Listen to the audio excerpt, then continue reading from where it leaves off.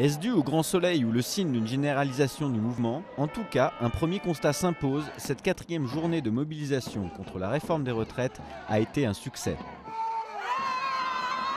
À Paris, Grenoble, Rennes, Marseille, les records d'affluence ont été battus, même si les fourchettes d'estimation entre syndicats et police sont toujours aussi folkloriques. Première cause de cette affluence, la présence des jeunes. Plus nombreux, souvent plus bruyants, ils se sont fait entendre dans les rues des grandes villes, comme ici à Paris.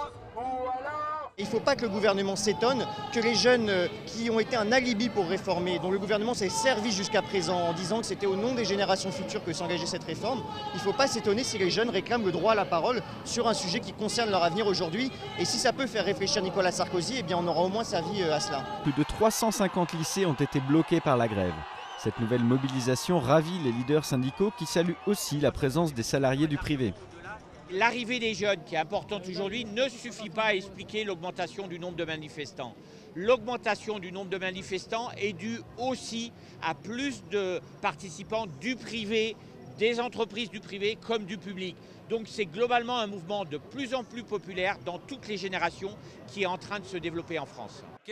Devant cette mobilisation, le gouvernement affiche encore une fois sa fermeté. À l'Assemblée, François Fillon s'est dit décidé à mener à son terme la réforme, malgré la grogne croissante. Pour l'opposition, l'Élysée ne pourra pas tenir ce cap très longtemps. Sarkozy estime qu'il joue tout son avenir, tout son quinquennat, le prochain aussi, sur le fait d'avoir été droit dans ses bottes et d'avoir jamais reculé. On le sait, et c'est la raison pour laquelle il faut que la mobilisation soit au niveau de cette obstination.